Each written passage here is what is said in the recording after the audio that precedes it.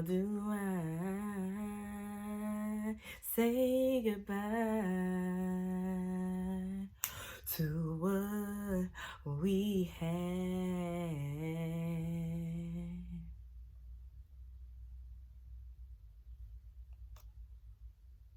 What's up, y'all? It's your girl Sakina, and I'm back for another review. This is my review for Insecure. This is season 5, episode 10.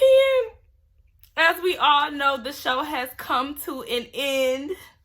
This is the series finale of The Insecure, which is a major part of the culture for us. I can't believe that it's over. Like, this is really the end. Is this the end? I can't believe it, guys.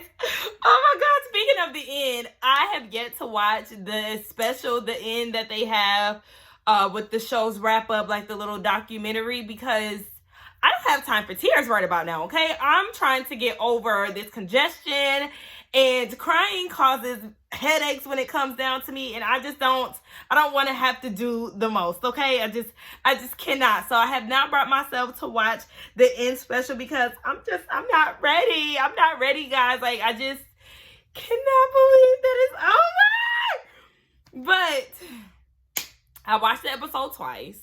I will say that the first time I watched it the night that it aired, and I did not like the flow of the episode, if I'm going to be honest. The whole going into everybody's birthdays, I wanted something different. I didn't know what exactly, but I wasn't expecting it to be that. So, I don't want to ramble too long because we're going to discuss what's going on within the episode or whatever. So, let me just go ahead and get out of my feels, okay? And go ahead and get into this review.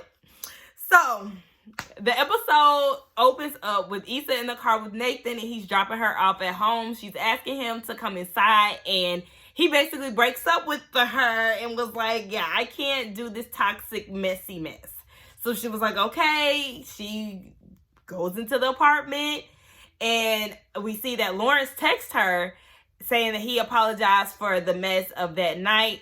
And then she lays on the couch, and she wakes up the next morning to Molly knocking on her door with food and drink. I said, I see the product placements, okay? The black liquor, I see, because Issa, when she got home, she reached in for the Ciroc bottle, and then Molly came in with the FN vodka. Is that even still a thing? I didn't know. I thought that 50 sold that. I didn't know that was still something that he owned, but whatever. Sis has clearly been crying, but my thing is, Nathan already had the feeling that y'all was moving too fast. He said that in the car with her. And then you remember, y'all was just jumping the gun. You said, I love you too early. Y'all was starting to look for apartments and all of that. And it was just way too fast. So whatever. Molly is telling her, like, y'all gonna look at this sometime after and laugh about it. And here come Mirror Bitch talking about, are we? Because you was crying a lot last night. And she said, you down bad. Then she said you was tripping about decisions and choices just to end up here. You hate to see it. I said, damn, okay, wow. What happened to being here for my girl? Because you was laughing at her pain, and I did not like that. Like, okay, where's the comfort? Sheesh, can you read the room, sis? So Issa is looking in the mirror, and she said, I just want to fast forward to the part of my life where everything is okay. And what they give us, a fast forward throughout the whole episode, okay? I said, all right, let's just go ahead and get on this fast forward birthday train, right? So the first stop is Molly's birthday. And remember last episode at Tiffany's going away party, they agreed to all be at each other's birthdays. So Issa is hosting this birthday at Molly's house. We see that her and Torian are now official. We have the lawyer co-workers in attendance. We have Molly's parents, her brother Curtis. We even got Masika, his wife. Everybody is there. Tiffany had flown in. So everything is all to the good. And then Tiffany is introduced to Kelly's new man, okay, who is the rebound for Daniel Kaluuya, aka Mr. Get Out. Now, how is he the rebound when they were never together? We don't know, but it's Kelly, so we just gonna ride with it. So she got a new bae, and things are on the up and up for her. His name is Desmond. And then we see that Molly is taking way too long to come out of her room. So Issa goes in, and Molly is nervous because she's never met a guy's family before. But Issa is trying to tell her that everything is going to be okay, girl. Just put on something and come out here now. And Issa is saying that she also needs a vacation because her life is still a mess. She's still trying to get over this whole Nathan breakup, Lawrence tussle down at the party situation, and him professing his love to her and all of that. So, I'm just trying to figure out how much time has passed since this said tussle and breakup. I would have liked the timestamp because, yeah, we want to know how long my sis has been going through it, but they didn't give us that. So then Molly comes out of the room, and I said, all of this outfit changing only for you to come out looking like somebody first lady. Girl, what? I didn't like the outfit, but girl, nonetheless, we fast forward on to Issa's birthday. Now we see Koya, who looks so pretty. Oh my gosh, I just love me some Koya, and I loved her whole outfit in this scene. She is meeting up with Issa down at Crenshaw's office, saying that there was a busted pipe and that they having some issues. So they go to the back room, and surprise, Koya and Molly have thrown her a surprise birthday party. They finally put their the block party beef to the side, because remember, Koya been side-eyeing her ever since everybody thought that she had a gun, or Molly had a gun, but whatever. So things are great down at the birthday party, okay? One time for the birthday, bitch, ayy. Two time for the birthday, bitch, ayy. Fuck it up if it's your birthday, bitch. If you're a bad bitch and it's your birthday, let me not get too much into that. Nonetheless, so we see that Molly and Kelly are talking about getting in the State Department together at her job. So we already know that they are going to be trying to collab together and get this will thing popping off. Why is Beats trying to connect to my iPad? I don't even have them type of Beats. Who's fucking with my devices in this house? Nonetheless, so everything has been good, and then Nathan shows up, and she's like, yeah, I haven't heard from you. Like, how is everything going? And I said, okay, again, how much time has passed since the last time she talked to Nathan? Like, what's really going on? But whatever, he gives her a donation from the barbershop, and he said that everything is going good for him, and LA is starting to feel like home. I said, so what you been doing to the point now where you feel like LA could be your home?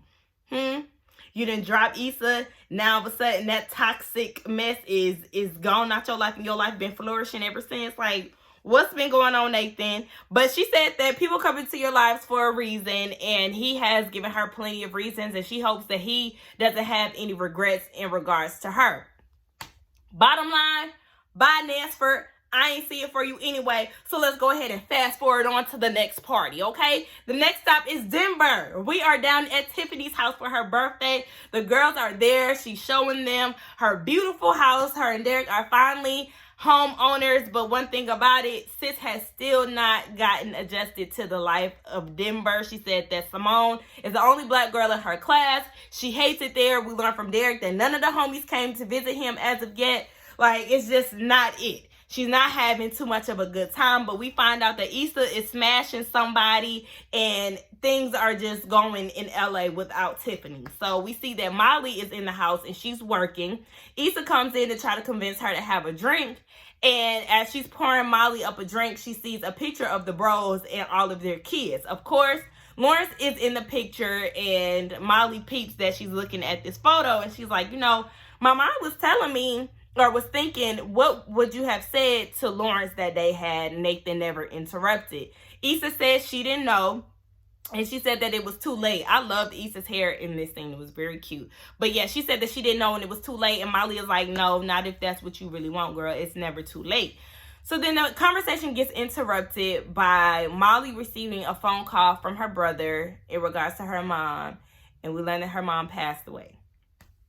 So I already assumed that that was going to happen. I did call that, you know, obviously because her mom was sick. And we know that death was a really big part of this season or series finale. series and season finale. So it was Molly's mom, and we seen her breaking down, and that was pretty much it. Like, after we seen that, then we fast forward on to the next birthday. Now, one thing I'm gonna say, Tiffany's birthday was boring as hell. Like, I was so bored watching that scene. But we fast forward on to Lawrence's birthday, and we see that he's on the phone with his parents. His mama is singing him a gospel version of Happy Birthday, and then we see that his father gifted him a paperweight. Now, hold on. If you gonna gift me something, please do not give me something that is work related. Unless it's a laptop that I wanted or something that I requested in relations to work. Please don't take it upon yourself to buy me something while you going down the aisles of Office Depot. I think the hell not. What am I going to do with all these damn paperweights, sir? Don't you dare. I'm better off with nothing than a damn paperweight, because I'm going to feel like you ain't put no type of time or effort into my gift. No, sir. I'm sorry, I just went on a little rant about paperweights, but that just did something to me. Like, sir, don't play with me, Mr. Lawrence dad. So then Issa calls Lawrence while he's on the phone with his mom. He hangs up and he answers. Now things get awkward, of course, in true Issa fashion, because she did not think that he was going to answer the phone. So they have this weird conversation, and ultimately she wanted to take him out for his birthday, but he had other plans. So he was like, okay, well, maybe some other time. And his other plans had rung the doorbell. So Issa was like, yeah, all right. Like, she hurried up off the phone. All the while, he was actually trying to say something to her before she decided to hang up. So it's like, Issa, dang, you didn't have to rush off the phone that quick. I know it was awkward, but he had something to say, and now we don't know what he was going to say. So whatever, he got a new bae, and he going to celebrate with her. And then Issa, she goes and calls Molly, and Molly didn't answer. And one could assume that it's because she was still grieving her mother's passing. Now, one thing about it, I did not like, I'm sorry, I'm paranoid now, y'all, because I be having snot in my nose sometimes. I don't be knowing. But, yes, I do hate that we didn't get to see the process of Molly's mom's passing and how she really dealt with it. Of course, we know that she's having a hard time with that, but I think it would have been nice for us to see a little bit of what that grieving stage looked like for her. But whatever, child, they ain't give it to us, so ain't much that we could do. Then we fast forward on to the next birthday, okay? And it's my girl Molly's birthday, because it's her fucking birthday.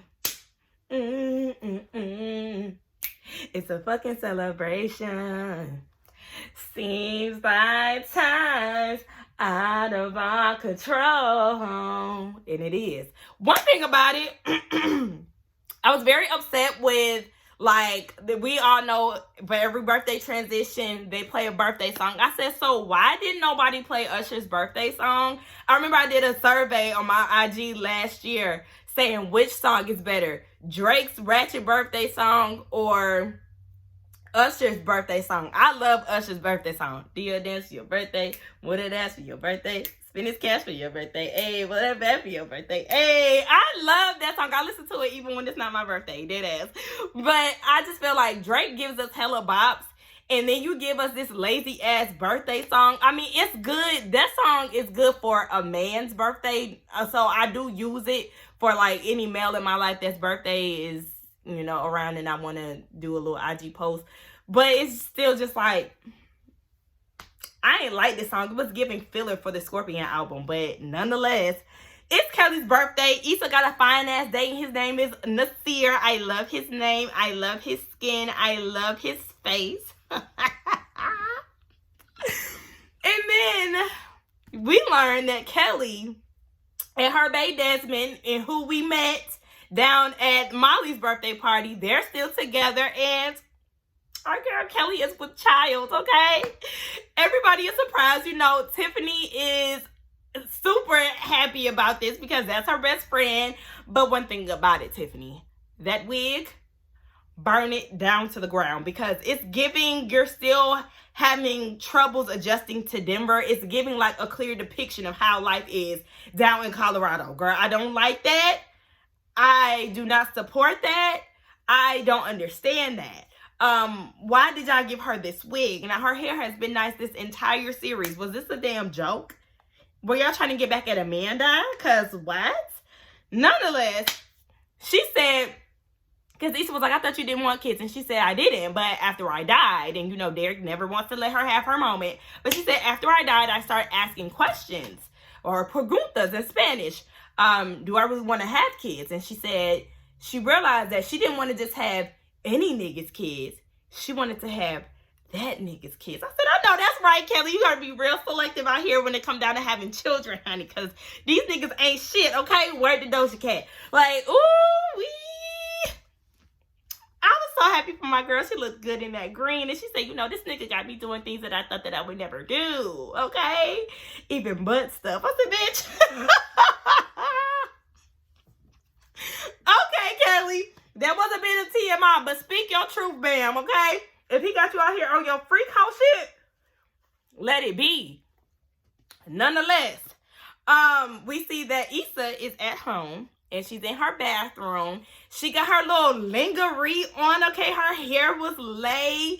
She was looking so good. And she calls Molly to tell her the news of Kelly expecting, but she didn't answer the phone because Molly was not in attendance for Kelly's birthday party. But, you know, that's just, we could charge it to her grieving as well, right? So she leaves, or she calls whatever. She calls Molly, and the guy comes into the bathroom to see her, and she was like, okay, just one more moment. I'm almost done. Girl, almost done doing what? You got this fine piece of man sitting here, ready to smash, ready to take you down, and you sitting here fluffing your hair. It's only so many times you can adjust your thong, Miss Man. I'm gonna need you to go in there and do work, because what's going on here? You stalling, and I don't like that. Like, girl, go get in there and do what you need to do.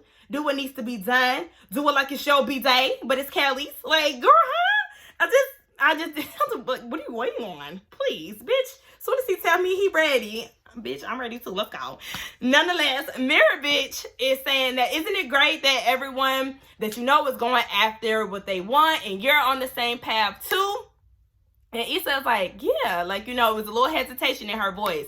And she also said that on season 1, that opening scene where the kids was grilling her, telling her that her outfit was settling for less, and why her hair like that, why she ain't married. Remember the kids, so we got y'all. Yeah, on season 1, she was saying she just imagined how life would be if she lived it the way that she wanted to. So I thought that was funny that that Mirror Bitch had said that. But yeah, she's saying all of that, but I could see how Issa is feeling some type of way, or being a little insecure with her response, or how she feels about that, because yes, her friends are moving on with life. They're in secure relationships. They're starting families and things. And then you have Issa, who is still yearning for Lawrence, and, you know, wondering what this third shot could be, you know, or if they would take it for a third time. And I say a third time because we know they were together at the top of the series, and then they tried to work it out last year. And then we have it now where she doesn't know if they're ever going to get that third chance, or, you know, if she's ever going to be able to be with him again. So speaking of Lawrence, he calls her, and Mirror Bitch is like, girl, hang it up, flat screen, let it the fuck go. It's never going to work. And Issa is like, how do you know? Girl, fuck all of that. Lawrence, I know he calling your phone, but you got this fine piece of man ready in your room, girl. There's a meeting in my... Come here, bring that dick here. Hey. That should have been the mood, Issa. You was playing too much. Like, girl, please. I would have been jumped on that man. Nonetheless, we moving on to the next B-Day, okay? It is Molly's birthday again, and we doing it like it's my B-Day. Do it like it's my B-Day. Do it like it's my B-Day, baby. Do it like it's my B-Day, okay? So, we see that Issa is calling Molly to see how she's doing, wishing her a happy birthday, and she's just trying to figure out life without her mom. We know that her mom had passed away, and she was in attendance for her last birthday, and Molly is just thinking, like, I have to celebrate more birthdays without my mom, and she misses her. And y'all, it took me out, because I just could not, I can't imagine, like, ooh, y'all know I love my mama. I can't, we not about to get the crying. We not about to get the crying. So, she just said that life stuff keeps happening, and they're seeing each other less and less. So we know that, you know, this life is happening. So we see that Issa, after she gets off the phone, I forgot all about that. One person that is seeing Molly more than Issa is Kelly, because they did get the estate department in her law firm. So now they are co-workers. Color Me Pink actually called that out. So shout out to her, because, you know, she called it. She's seen it. But Issa is having a conversation with, wait, I'm skipping something. No, so we see that Issa actually invites Lawrence down to the block space. And she's giving him a tour and things like that. And she started talking about her journey. But I did think it was cute when Lawrence said, "You went from we got y'all to I got mine." Like, that was very cute. But Issa started talking about her journey and how she had a lot of self-doubt. She was indecisive and she was scared of wasting time. And then she realized that it was all in her head. So she said that she had to believe that it was going to work out in order for it to work. So Lawrence was like, "Do you believe it'll work out?" And she said, "I'm fine with finding out." So then, boom, they together, right? Because we obviously know that she was talking about work. But then, like, because at first I was confused, like, okay, wait, you talking about work? And then now it's like, what? Obviously, she was talking about their relationship through work. And he just read between the lines. I said, okay, context clues, he knew. So they're together. Fast forward to an actual time stamp, okay, of a year later. Obviously, it had been some years that had went by, because we circled back to Molly's birthday. And she's the one that got this whole birthday train started. But we finally got an official timestamp of a year later. And our girl, Molly, is officially married. She finally got her fairy tale ending. She looked beautiful. Her dress was beautiful. Like, the scenery was beautiful. But one thing I hated was the bridesmaids' dresses. Like, excuse me. Why do y'all look like y'all about to sing down at the Baptist choir? Like, what? It don't make sense to me. Why y'all look like y'all about to go to church? It did not make sense to me. Now, like, I know that Tiffany is pregnant, but that don't mean she got to be dressed in a drape. I know that Kelly is a plus size girl, but that don't mean she gotta be dressed in a drape. Like, what's going on? Issa had the best dress, and I'm assuming it's probably because she was like the maid of honor, but no ma'am. I would be upset. Do not dress me like this. So then we see that Lawrence is trying to get Issa out on the dance floor as she's watching her girl Molly be in marital bliss, you know, enjoying her moment. So everybody gets to dancing. Oh, before I could even mention that, the father-daughter dance, tears, okay? The mom's memorial and like her pictures and stuff, tears. It's just it was so sad, y'all. But then we see that Issa and Molly are in the room, and Issa is helping Molly take her dress off. And then they get into a real conversation. And Molly thanked Issa for everything. And she said, loving me while I was me. And she said that she didn't know what life would bring, but as long as Issa was there, she know that she would be okay. And when I tell y'all, this was a real life moment. Like, those tears were so real. And it just had me crying, because the thing is, everybody for the most part really idolizes the friendship with Issa and Molly. Like, everybody knows that their friendship is like, well, everybody knows that the friendship had its ups and downs, but like, they really ride for each other. They're really there for each other. So just, it was a whole lot. It was a lot. I was crying, and you know for sure that Issa and Yvonne's tears, that was tears between them. Like, they weren't even in character. That was a real moment between the two of them, and it took me completely out, okay? So then we see that, Jesus, now all of a sudden this rap want to act up. So then we see that Issa is at work. Now, it was never really clear what decision she made as far as working with Crenshaw or Nothing But Water. I guess we could assume that she did decide to go the independent route and go with Crenshaw, because she did work with him, or she did celebrate her birthday in his facility. And it doesn't really, I mean, could she be in her own headquarters of the block and still work with nothing but water? Probably so. I don't know, but I say one could assume that she went the independent route, because I didn't even hear her say or mention anything about Crenshaw. And then we know that Crenshaw is for the community. He's for the people. He's a black man. So she probably did go that route because that is something that Issa is very serious about. So we could assume that she went with that fine piece of man. And why didn't y'all have Kofi in this episode? Because it didn't make sense to me. Huh? Why y'all ain't bring him in here? Making me upset. So we see that Issa takes a ride home, and then we get down to memory lane. She started to pay homage to season 1 of Insecure. She rides past the dunes, and we see that Thug Yoda is outside taking pictures with his daughter. She rides past We Got Y'all, and we see Frida, who has a fade. I don't know if y'all peeped that.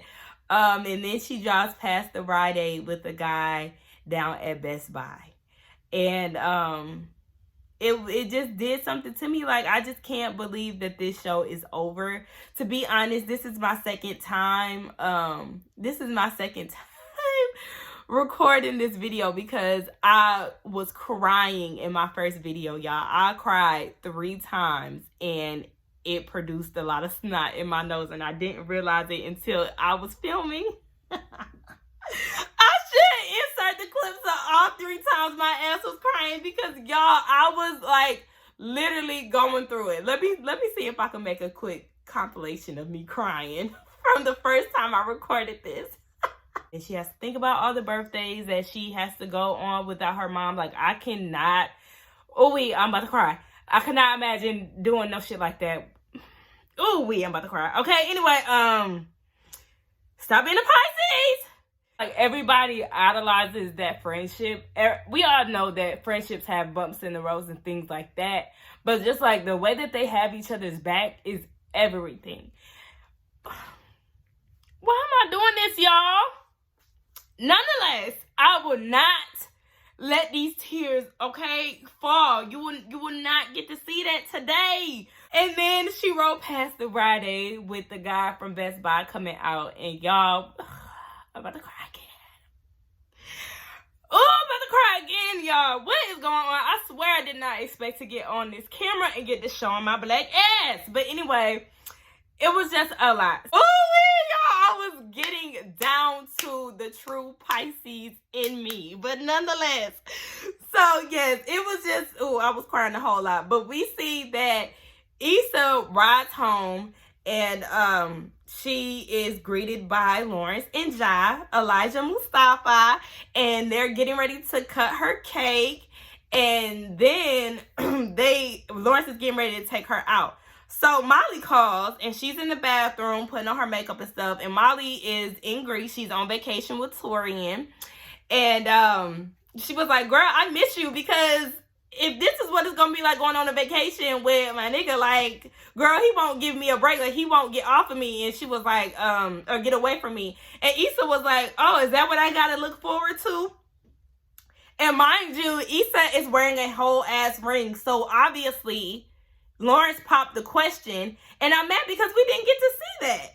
So, yes, we learned that she's obviously engaged, and Molly is saying that her and Torian been getting it in, okay? She said she felt like her pussy is broken. And Issa said, well, look, now you want to claim it. Broken pussy. Maybe it's had enough. Maybe it's really rough, broken pussy. Maybe it's dry as hell. Maybe it really smells broken pussy. And then they cue in Bossy by Khalees, because we know Broken Pussy was made over the Bossy track. And that was the end of the episode. Y'all, I cannot believe that my favorite show is now a wrap. It's sad to see. It really is. Like, my show is officially over, and it's just very hard to say goodbye. It's never the right time to say goodbye. And as y'all know, I've been full of music this whole episode. But yes, to be honest, I did tell y'all I didn't like the flow of the episode. That wasn't my favorite thing about it. I feel like we could have did without the whole birthday thing. And I understand that season 1 did start out with Issa celebrating her 29th birthday. Her being unsure with the relationship with her and Lawrence. She was starting to resent him. And she was saying that she spent all her 20s in a relationship with somebody that she's not going to end up with. And then, you know, she actually did end up with him. So everything did come back around full circle, because here we are. She's celebrating her birthday again. We don't know how old she is at this point, but we're ending it celebrating her birthday with a guy that she actually ended up with, the love of her life. And they're trying to work it out with this whole co-parenting thing. I would have loved for us to see how it would be with this blended family, her and Lawrence finally getting together. Like, why didn't we get to see the proposal? Why didn't we get to see a proposal from Torian? I wanted to see the marriage between Issa and Lawrence. I hated the whole scene with Tiffany and her birthday. That was boring. I just really felt like there could have been a different way to go about it. What exactly, I don't know, but I just wasn't expecting for us to see everybody's birthdays. We're happy that Kelly got her happy ending and she had her baby, in which we did not get to see, because I'm like, we got to see Simone. Why couldn't we see little Pregunta, huh? I wanted to see Kelly baby. We see Ja. Why we can't see Kelly's baby? It's been a year. We know that she done popped that baby out by now. But, you know, whatever. Because we know that Tiffany had another baby. Why couldn't we see my girl Kelly's baby? But nonetheless, yeah, I just felt like it kind of gave rushed. But watching it again, I appreciated the episode a little more, because the first time I watched it, I was upset. Okay, I got on Instagram immediately after and spoke my piece. But for the love of the show, it is what it is. Y'all let me know what y'all thought about this review, the episode. Let's get down in the comments and talk. We're gonna be all right, y'all. Because I feel like Issa is going to give us more content. Maybe we'll get an Insecure spinoff to where we wouldn't have to miss everybody. Maybe they'll come back for that. Maybe we'll get to see what life looks like as a married woman that is with a man who already has children and things like that. So maybe they'll give us some type of spinoff. But you know, Issa is for the people, okay? She is for the culture, so she's definitely going to give us more content. She gave us Sweet Life on HBO Max. I know y'all really wouldn't watch it, so I didn't do a review on it, but I enjoyed it because it gave us the Baldwin Hill feel. I used to love Baldwin Hills, and I actually enjoyed Sweet Life. They got it renewed for a season 2, so I'm gonna be back with that. But I'm just interested to see what kind of content she is going to give us moving forward, because Insecure was definitely a shift for the culture. Like, it definitely gave us that 90s sitcom feel that we missed, that early 2000s 90s sitcom feeling. And I will be forever grateful for Miss Issa Rae for giving us that. Like I said, this is one of my favorite shows, and I'm really going to I hate the fact that it's not coming back for another season, but I got good faith in my sis that she gonna give us something else that we could feel. But anyway, y'all, let's get down in the comments and talk. Like I said, don't forget to like, comment, and subscribe to my channel, and I will see y'all in the next one. Bye.